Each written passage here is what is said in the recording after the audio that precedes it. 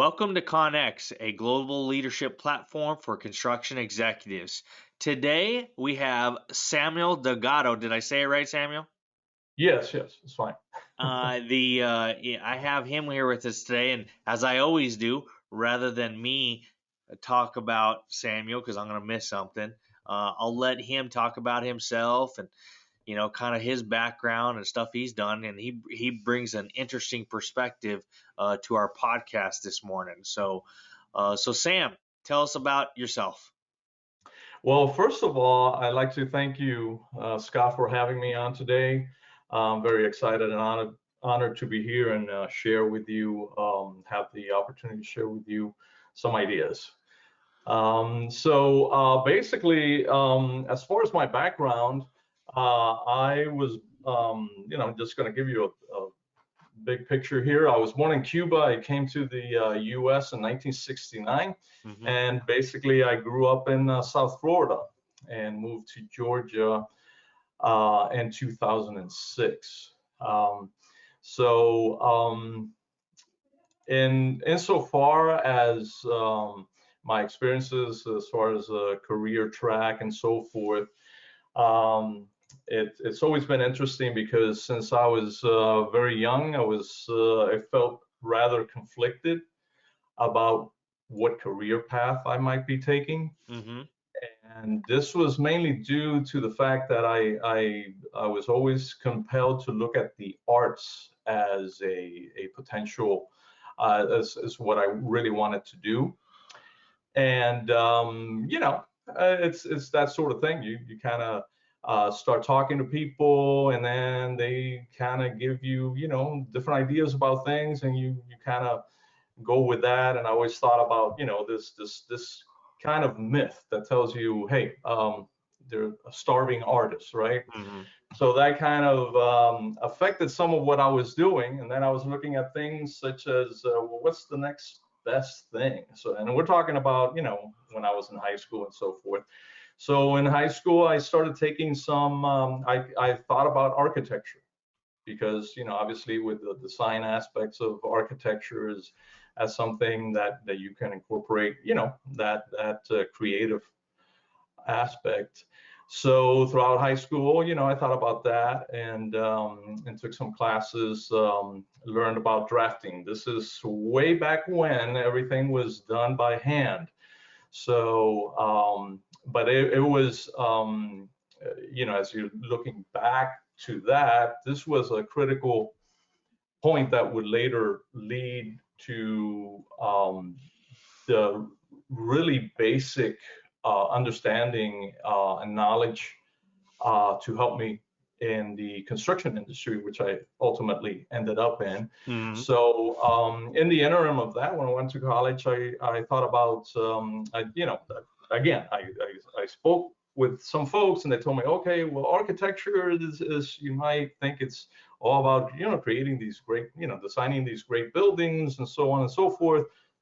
But the reality is, you're probably going to be a partner in some firm, and you're not going to really get to, have that open opportunity unless you do, you go through 18 years of Mm-hmm. hard work to establish a name for yourself and so on and so forth. So I said, okay, well, let me see what would be the next thing.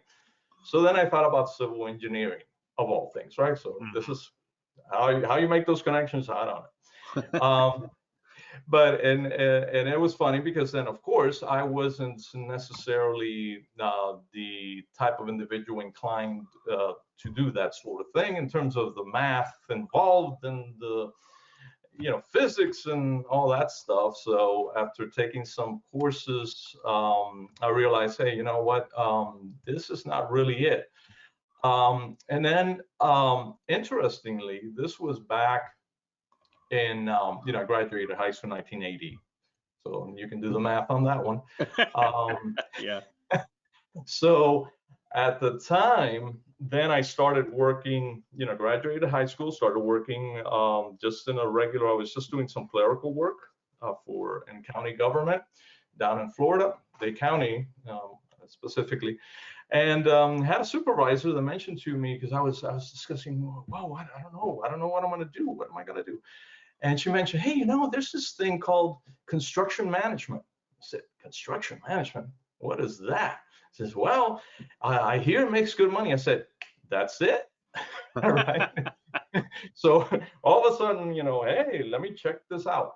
And it turned out that Florida International University at the time had a brand new program in construction management. So that's how I ended up. I actually, in between that, when I was doing my associates, I did get into the arts. I went into graphic arts. Mm-hmm. The problem with that was I got my associate's degree, went through all that, and then that was just at the time where everything was being done by hand, and the personal computer became a thing. So that's really what changed, focus onto other things. But anyway, as I got into FIU and got my bachelor's in construction management, and basically that's from there I went and worked in private sector initially for a while, and ended up going back to government from there. And what was interesting about that was that never in my wildest dreams did I imagine that you could actually combine art and construction. What a concept. Mm-hmm. So I discovered something else. There was this thing called public art. And the Miami-Dade County, down where I was, had a what they call a percent for art program. So this involved pretty much integrating works of art within construction or capital projects. And this was a county-wide initiative that involved allocating 1% of construction funds, nothing related to public money, coming from taxes, but in any case, these were situations where we, within the agency, would contract artists of all things to be part of that process. And this program at that time was going from something that used to be referred to as plop art to being integrated collaborative type projects. So I don't know, Scott, if you've ever been down at Miami International Airport, but that was one of the main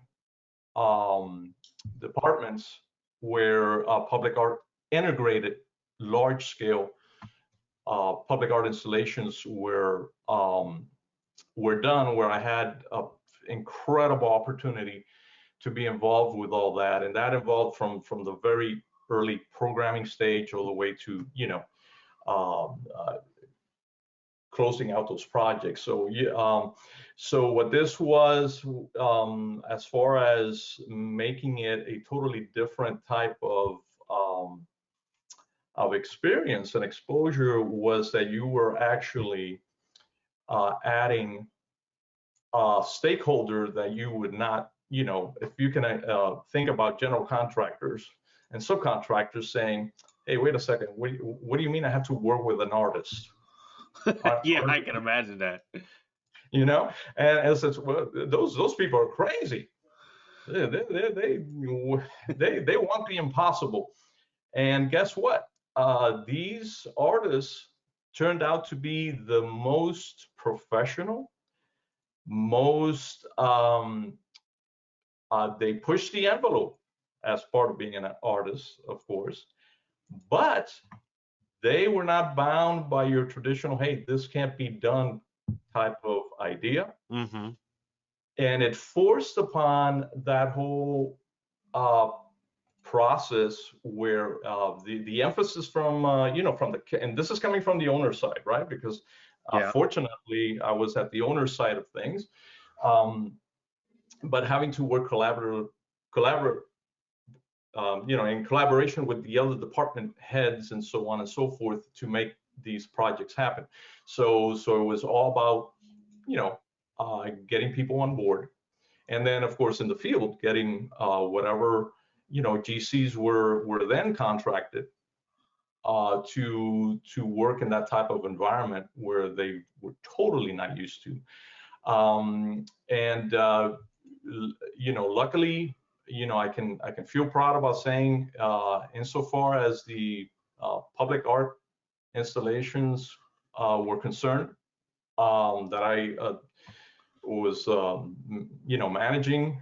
We would contract the artists. I would just coordinate all those aspects with them. There were none that came in behind schedule.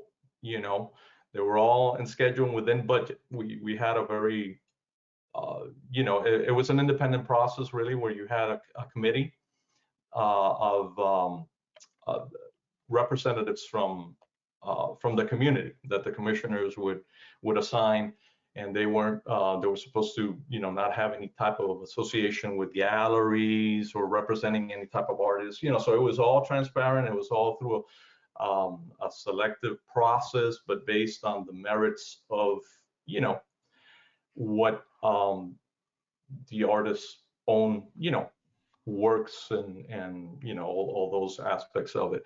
So that was an incredible opportunity, and beyond that, it offered some exposure to how you work in the public-private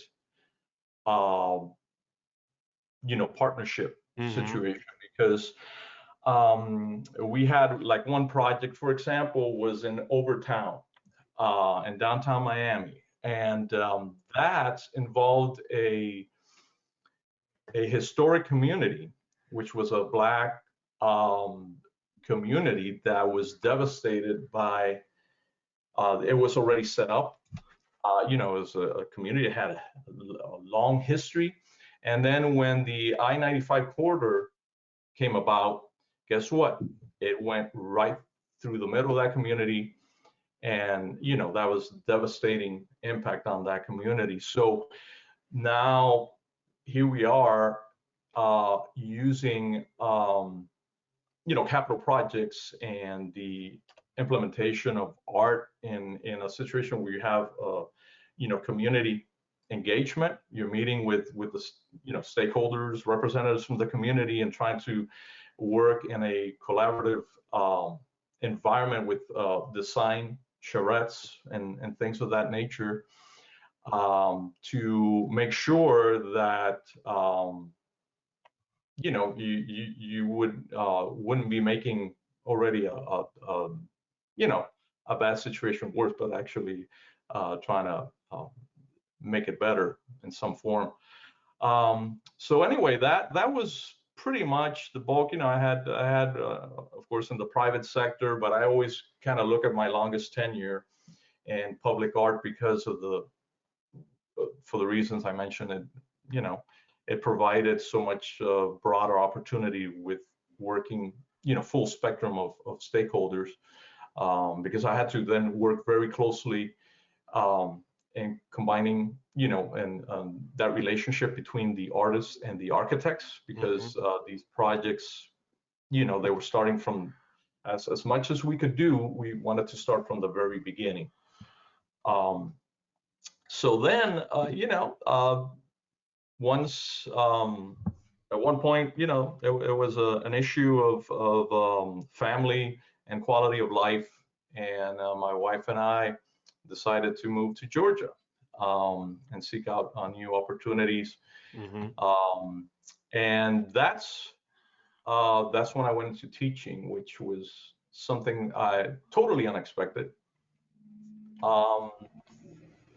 Again, just like, hey, art and construction, now teaching, I had never thought about that. Yeah, that's an interesting mix. Very interesting mix. But it turned out my wife was a K through 12 teacher, and when we moved, I came up here actually with no job prospects whatsoever. I thought I would actually leave the industry altogether and try to figure something out. But in any case, I ended up initially doing some substitute teaching at the mostly at the middle school level. And then I did that for about 2 years. Then an opportunity came up at a local technical college. So here in Georgia, and I'm sorry I'm making this so long, but here in Georgia, we have two things. We have the technical college system, and then we have the university system. So they're two separate systems there. So basically, I ended up an opportunity came. I did an adjunct position with local college near to the house, Gwinnett Technical College. And then so I initially did an adjunct for a semester. Then an opportunity came up for a full-time instructor, and then I went into that, taught construction management full curriculum program. That was a 2-year program for associate's degree, and I did that for 8 years. Then an opportunity came up with going to the university system, and I started over at Kennesaw State University as assistant professor. And as part of that, I went into started a PhD program in environmental design and planning at UGA. There was a life event that totally flipped everything upside down, which we don't need to get into. Mm-hmm. So that's where I was at. And then more recently, I've been that was all more at the working as a W-2 and in the mid-level management, basically. And this a lot by choice, because my focus was always, hey, you know what, I don't want to get into a situation where I'm sacrificing family life, Mm-hmm. I just that was always a focus of mine since I was young. I said, that's what I wanted to look at. So Well, I wrote down a few questions, Sam, that I thought would be, that I was thinking of.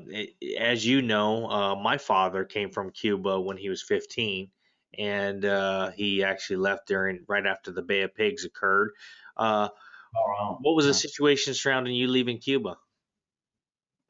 What was that? I'm sorry.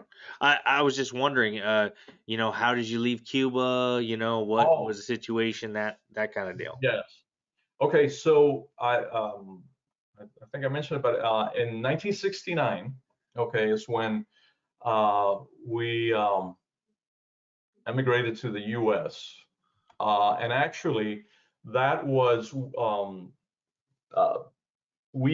when we left in one of the last flights that left Cuba, or were allowed to leave Cuba, because then pretty much the country shut down and no one else could leave. The background into that is all the situation of the unfortunate situation of having a country that underwent a tyrannical regime, which turned out to be communism, which was never, of course, signaled as being that. It was signaled as something else. But there's a whole long story to that. But basically, we ended up here talking about the art part. There's a famous university in Cuba,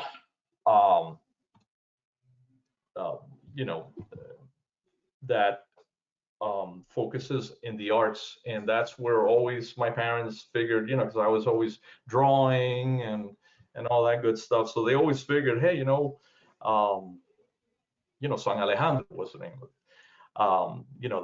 That's where I always thought, hey, that's where I'm going to end up.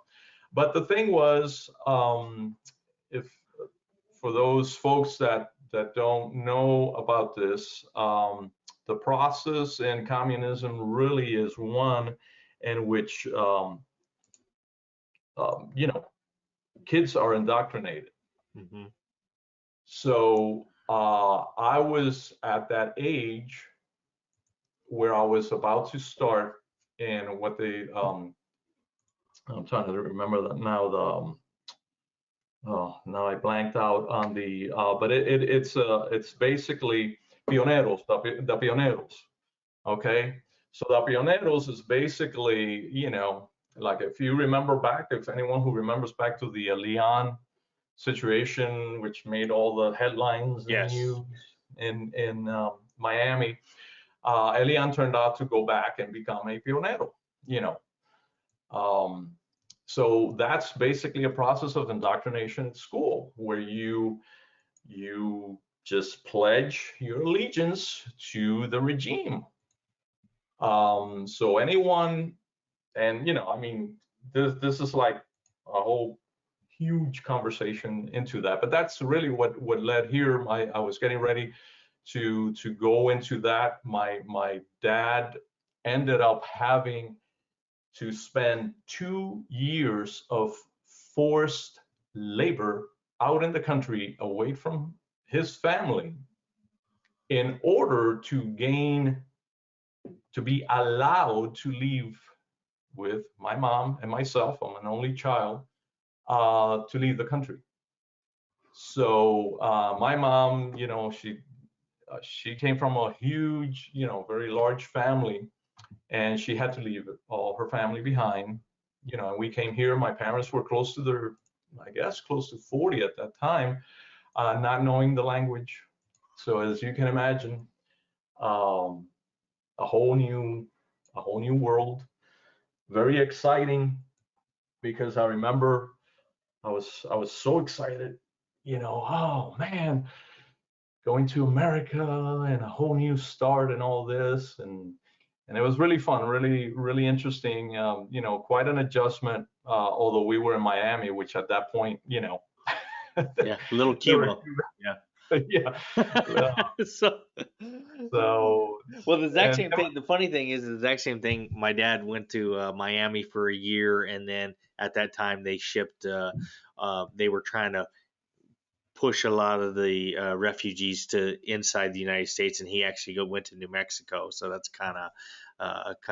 I always, every time I run across a Cuban, I always like to ask him the question, like, kind of, tell me your story, you know. So, but that's really interesting. I also think it was interesting when you talked about, hey, you had this desire for the arts, but yet that led you into construction too, and then it led you into something really unique, and probably the reason we're talking today is kind of the intersection of, you have a lot of the construction folks which are very, management type A kind of people, and then you have engineers who are very analytical type people, and then you have architects, which are more creative type people, and the fact that uh, you can get them all to work together to accomplish a goal, and and do so without wanting to kill each other is an interesting thing. So that fact that you were involved with something like that, I think, is interesting. So,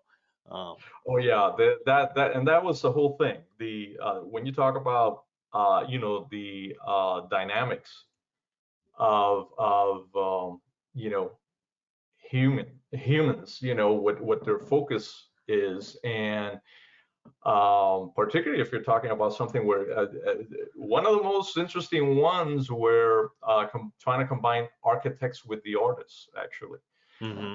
because as you can imagine, you know, architects have a very defined vision, right?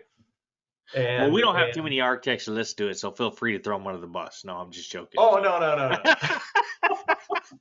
no, I mean, you know, remember I started from that from that from that side, looking into architecture. But no, the great thing about it was that you actually, when you actually see where if you have a grand vision for an end result and you get the buy-in. I mean, this was a daily educational process from my end and from the department's end altogether. But from my end, since I was the one, boots on the ground with the artists, going attending meetings and so on and so forth, that was the challenge to keep reminding folks, hey, this is the mission, right? And what was great about it is that the things that you can expect to happen, which is like, oh, what a pain. I got to do this and I got to do that. The thing that happened is that when all of the stakeholders walked away from those projects, they walked away feeling good because they did something that they never expected to have done, and they took ownership of something totally different. The trades was one particular example, because you take someone who's, I'm going to take one example, which is one of the most prominent, because a lot of work at the Miami International Airport involved epoxy flooring. Okay. So this, they were undergoing a huge capital improvement program, new concourses and so on and so forth. And they opted to go with epoxy terrazzo as a main, flooring solution. So that presented itself, automatically as a grand canvas for artists, and more so in the because it provided, you could do more with the limited resources that you had. Because if you take a 1% of everything for art, then instead of just saying, okay, let's just take this 1%, now let's spread that. What we're going to do is spread that 1% over this canvas, if you will. And this is just one example, right? So then now you're dealing with design, intricate design. You're dealing with other materials being incorporated into that are normally not part of that process, like mother of pearl, for example, bronze. We had one of the first projects I was involved in involved large, pieces of bronze that were embedded into the epoxy terrazzo. If you know about construction, you know that epoxy terrazzo and bronze are two totally different materials. You have to, if they're embedded, you have to grind this stuff, right? You have to bring it to a finish. What does that look like? So, I mean, it presented a lot of different challenges. But at the end of the day, when you saw the tradespeople in particular, and they were working on this stuff, and they said, "Hey, man, you know what? I gotta really pay attention to what I'm doing here. This is not your run-of-the-mill epoxy terrazzo installation." So they took ownership, and they took pride in ultimately in what they were doing, because of the fact that they had to do something different. So that whole process of the learning process, that whole process of the regular process of teamwork, right? Developing a team and all that at such a large scale was all part of that, and very unique. And I always say, and I always communicated this to my students then when I was teaching, that I was very, very fortunate to be part of something different in that regard, and it helped me look at construction in a totally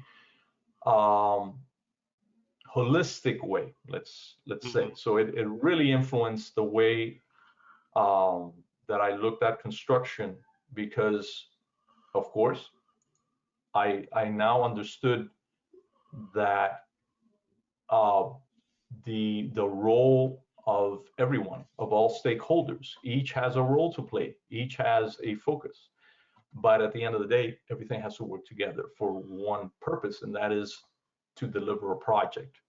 and for one critical stakeholder, which is the owner. You had, I like the fact that you included an example of some of the, situations you're involved with. Could you tell me exactly? I always try to, people want to hear, stories in history. Could you tell me a significant event that kind of, working in the environment where you have, designers, and then you have these creative artists working together? Do you remember any specific event that really kind of, whether it was difficult or it was a failure or a success or both, what that was, and and what you learned from it? Particular event? Well, I mean, oh, good grief, I learned from everything. Nothing really stands out other than interestingly as well. When you're talking about leadership and when you're talking about a focus on the mission, which is, the project altogether, and trying to, integrate and incorporate all these different, what would seem to be things pulling apart, right? Mm-hmm. Or the focus being somewhere else. I did have one project because one of the things we did was, since we contracted artists, they were independent contractors, okay?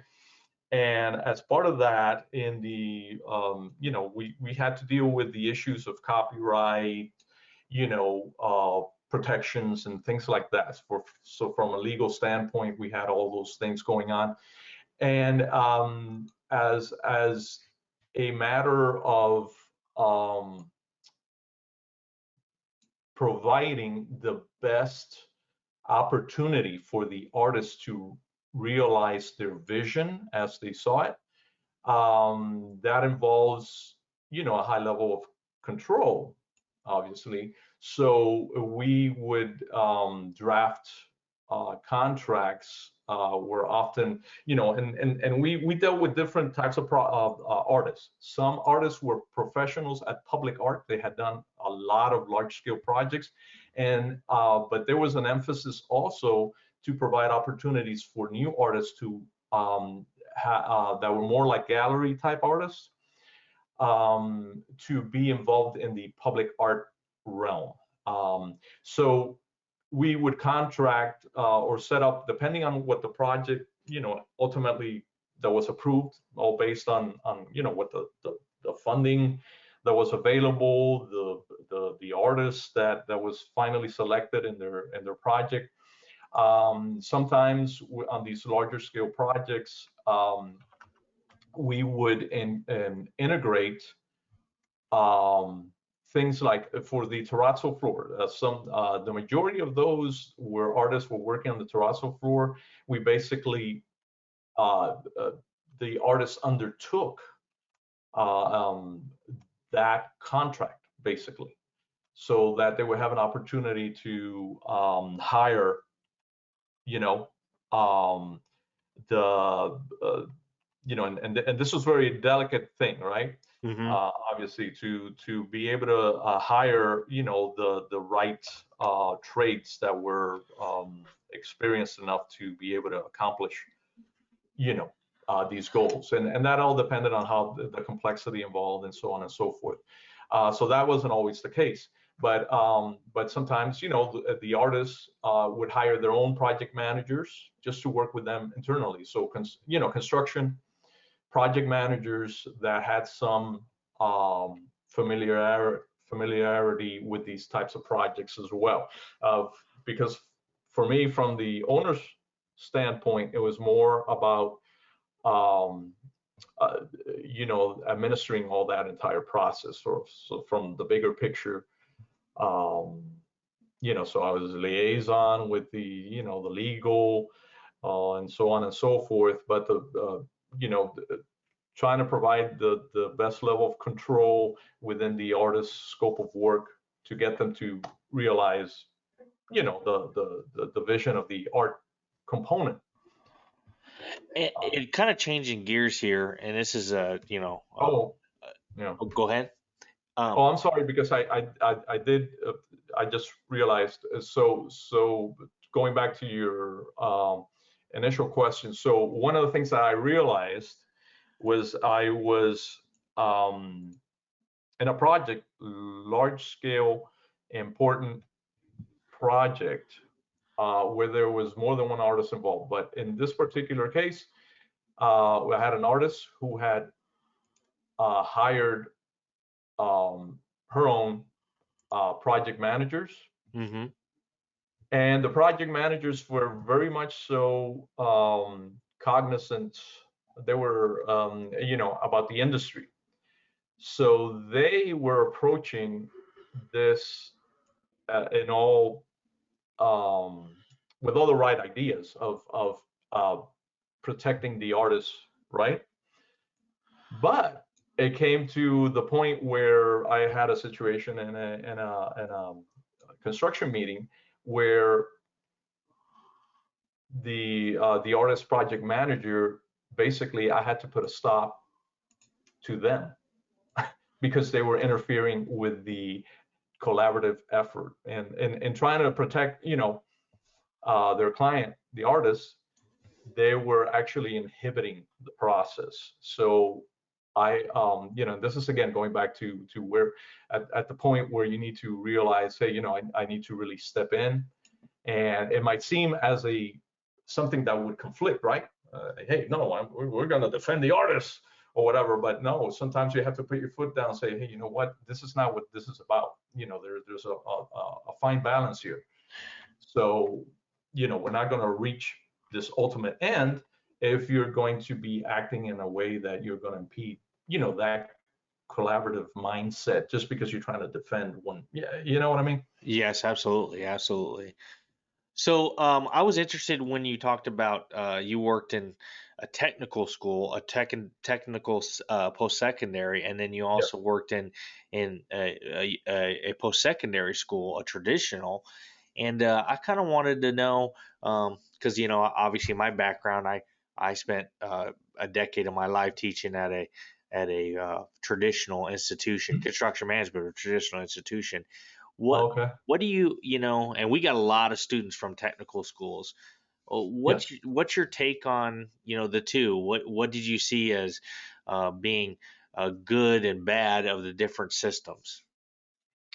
Well, again, I've been so incredibly blessed because of having that opportunity to kind of be in all these different situations. The um, At the technical college, it was just great that Georgia has that as well as the traditional, right? Mm-hmm.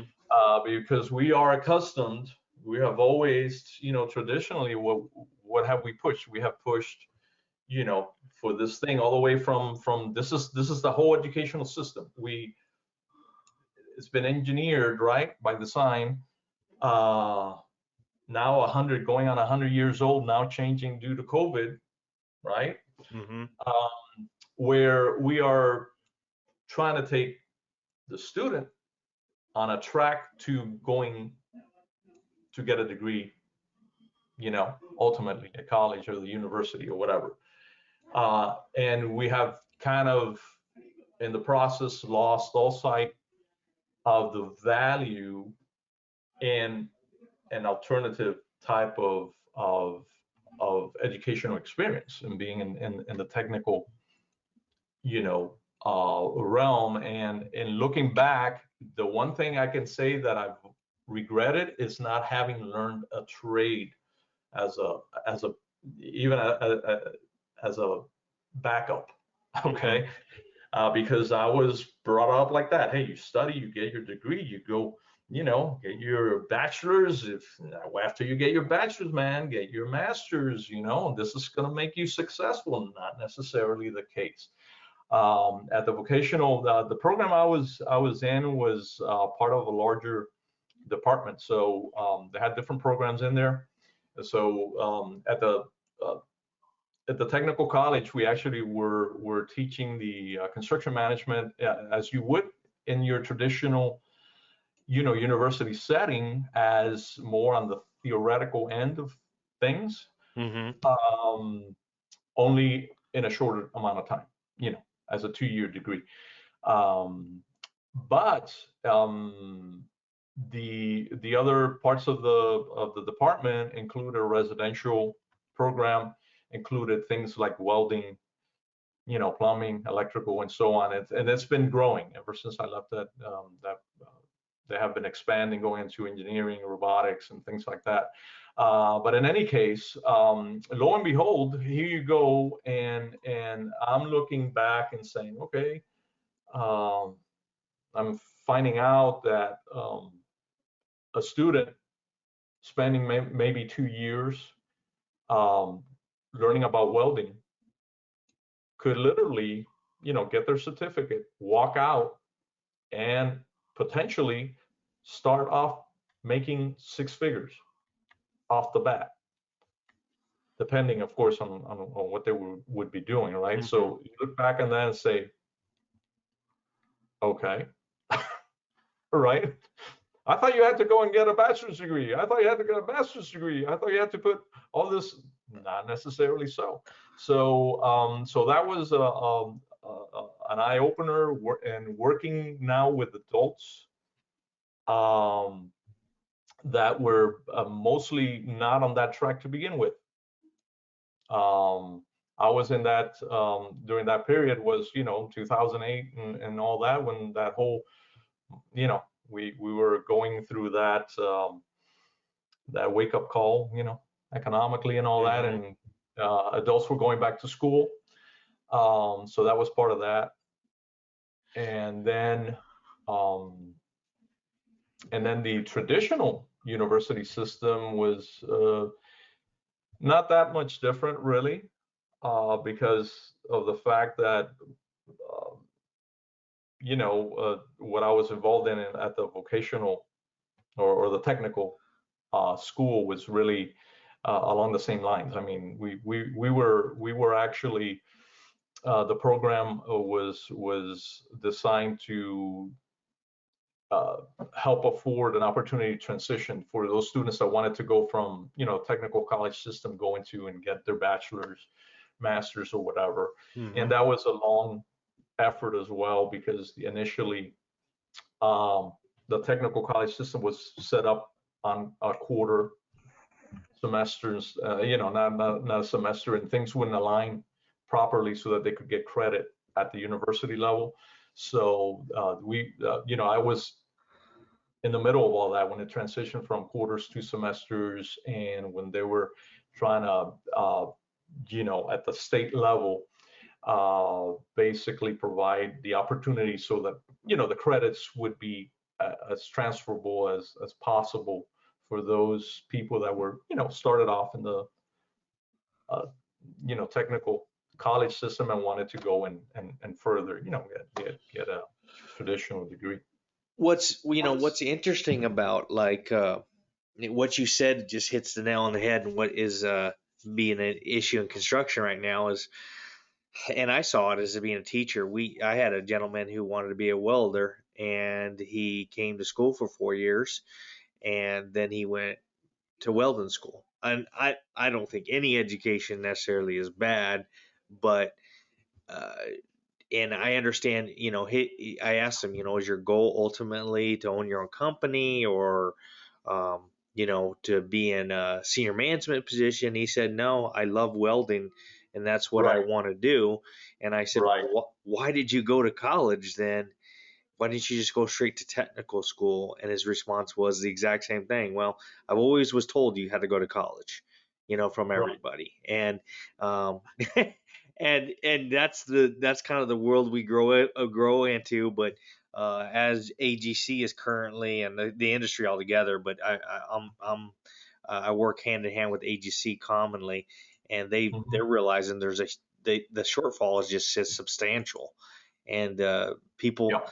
I wish more young people realize that being an electrician, you can make the same money, if not more, than you can in a lot of, white collar professions, So, and that's when I say that to people, they're like, that doesn't seem real. In fact, AGC came out with like a baseball card looking thing for every trade, and on the card, if you flip it over, it has the average pay and what the working environment is, and a lot of those different things. And so I always find it interesting. You give a unique perspective in the fact that you have taught at those two different institutions, and uh, and you can see the thought process in general. Um, the As far as like if you were, because you've worked around a lot of young people in your time, uh, if you were to give advice to one of your students or somebody you work with that wanted to be involved in the construction industry or wanted to be an executive at executive level position within construction, what kind of advice would you give them personally and professionally? Well, I guess it goes together, personally and professionally. Mhm. I don't even know how I might separate that, but I would say first and foremost, know what you're getting into. And in terms of thinking, hey, you know what? Construction is all about risk and knowing how to manage that risk. So it's a risky business, and as we who have been involved with it know. So it's probably not for everybody, particularly if you are going to try to run your own business or be a in the C-suite, right? Be a leader. Mhm. You need to understand what you're getting into. You need to understand that, for me anyway, I look at it, in terms of what are the greatest vulnerabilities insofar as risk is concerned. And I think about, okay, well, one is the variability in terms of the human behavior, right? As one aspect, and then another aspect, which now is being emphasized even more from what I'm, you know, uh, looking at, observing, is the regulatory mandates. Okay, so we're looking now at what type of environment is being created insofar as regulations, which basically are constraints, right? Mhm. So, and that's affected by politics. That's affected by the policies that are getting adopted by, for whatever reason, the pressures, and it all trickles down. So, and the fact of the matter is, they're not always favorable to business. So, and I've had those experience that type of experience very recently, where particularly uh, for the small business owner, the entrepreneur trying to get started. My goodness, what comes first, the chicken or the egg? Mhm. They want you to be successful before you even have a chance to figure out how do I become successful? I mean, I'm just a small, I just want to go out there and live the American dream, and hey, I got to do this, and then this other obstacle. I would, if now speaking today to to students, I would say uh, something as that you would not consider off the top of your head. Insurance, Mhm. insurance. Okay, what's happening with that? What if you want to do the right thing and you want to run your business how it's supposed to be run, right? Uh, how are you being impacted for those regulatory requirements? What is that in terms of the capital that the revenue that you need to be making?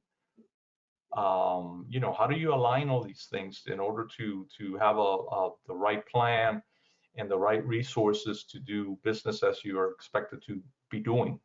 So obviously safety. That's initially when I first started out in the industry, safety was like, okay, safety. who thinks about safety? Yeah. And, you just wear a hard hat and you're good to go. And not so much, right? Why? Because we've learned that safety can, if you don't have a good safety record, what's going to happen? Hey, workers' comp. Hmm. How much are you going to be paying for workers' comp? You'd be surprised, Well, right? and you hit on I tell you, you hit on some major things there. I mean, first of all, I mean, it's not for everybody, and and people tell me all the time, well, why do you say that? And I always say, we're in a field profession, Yep. and and it doesn't stop at 5 o'clock in the evening a lot of times. And if you're not willing to accept that, you probably need to go into something else. As I used to always tell my students, if that's what you want to do, go become a nurse. But I probably shouldn't say that. And but the truth is, you got to go somewhere. If you're not willing to uh, go beyond 5 o'clock in the evening, it's probably better to go into some other profession, know what you want. um, and I had a lot of students that wanted to chase the dollar, which there are a lot of Right. dollars, there's a lot of money in construction, but there's Right. also a lot of sacrifice, and that's the Yes. part that you went on to talk about, the sacrifice involved and doing that, and it's something that you consciously in your own life decided to do. And I do want to say one other thing. What's interesting is my father started his own company when he came to the United States, and Mhm. his perspectives on uh, on business and government regulation, and or if you want to call it interference, but Yeah. Yeah. but Right. That would be more accurate. Yes. yeah, and it's funny how like the things that you say is the same kind of belief system that my father had, and I always found it interesting, and we don't really think about it here,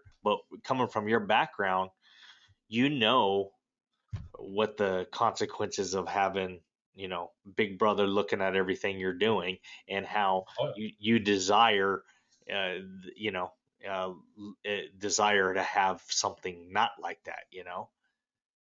well, and here's the thing. This is my philosophical take on it.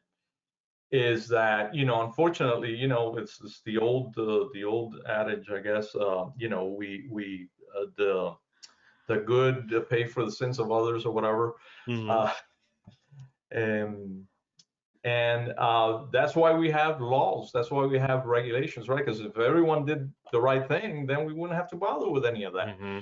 Unfortunately, it when it turns bad is when the situation becomes so regulated, so uh, fixated to where you're punishing the people who are trying to do the right thing. So, which is again what I've seen, observed, not from my own personal experience in running it, but in folks that are trying to run a business that have certain values, as the ethical practice of doing that. Because if you don't care, right, and this is a major one, all right, we and talk about the construction industry. The main thing that I want, that I ended up, when I ended up in academia, I said, hey, you know what, this is a great opportunity, because I knew what that when I came up right out of school into construction, I was taught certain things, and then by the time I got out to the site, I realized they're not doing that. Nobody's doing this. What's going on?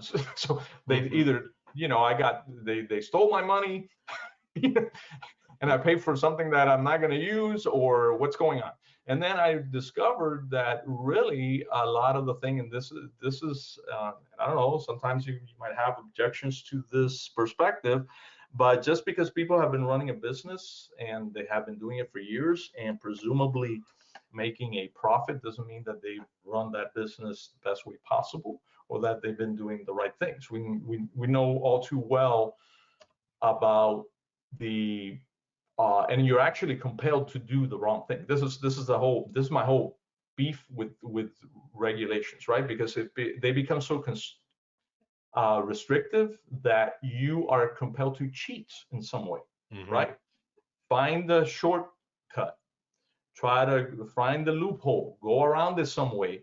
And I'm telling you that can lead to some really unfortunate situations where you, at the end of the day, you're going to end up being the one who suffers, or someone else working for you, or your clients or whatever, because if you're trying to cut corners, but I mean, and I'm all for the competitive environment, right? But if you create an environment, and this is something as of late also that I've seen be the situation, if you're creating an environment where now everyone is just fighting tooth and nail just to keep people busy, not making a profit, but just to keep people busy. And I this is where I say, God bless, business owners, because that's another thing I would tell students. Please understand, if you're going to run a business, you're going to have people whose life depend on you now, right? Mm-hmm. You got to keep them busy. They have families. That was one of the things I learned from that I said, man, I don't, let me give this some thought. I don't know about running a business with these things in mind, because that would be something that has an emotional toll. I mean, if you actually care about people, and this is a normal process of being human, right? You want, I mean, these are the people that are working for you. You want to take good care of them. And if you're faced with a situation where, now, hey, we're not, the competition is such that you swim or sink, and swimming means you're bare bone, right? Where you're not really making a profit. What's the point of continuing to run that business?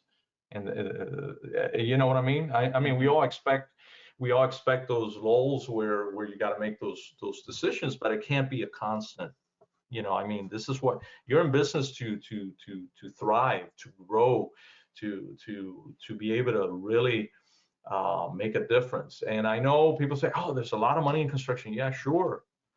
But I sometimes I kind of say, I don't know. What do you really mean? There's a lot of money in construction, because I mean, if you really add up some of the stuff, my goodness, I don't know. It's I always have it always makes me wonder. Um, but anyway, Well, and once again, you bring up some great points about the fact is the ethics is a major issue in construction. yeah, It is, and there's a lot of reasons why, and you brought up a big one, um, forced to do things that in order to stay alive, so given the choice of not being able to survive, or playing into the gray area. A lot of people will play in the gray area, and especially in the world we live in, because the concept of doing what's right is not held by everybody. Especially, unfortunately, construction gets a bad rap, but it probably deserves a bad rap about being one of the most unethical industries out there. And right. well, we're down to the very end, and I'd like to get your perspective on these different categories involved in construction, on a scale of Okay. 1 to 10. And you can explain your number, or you can just state a number. One being the least important to a contractor, and 10 being the most important, and they could all be tens. So with that said, Right. we'll start off by saying scheduling. Oh, okay. Well,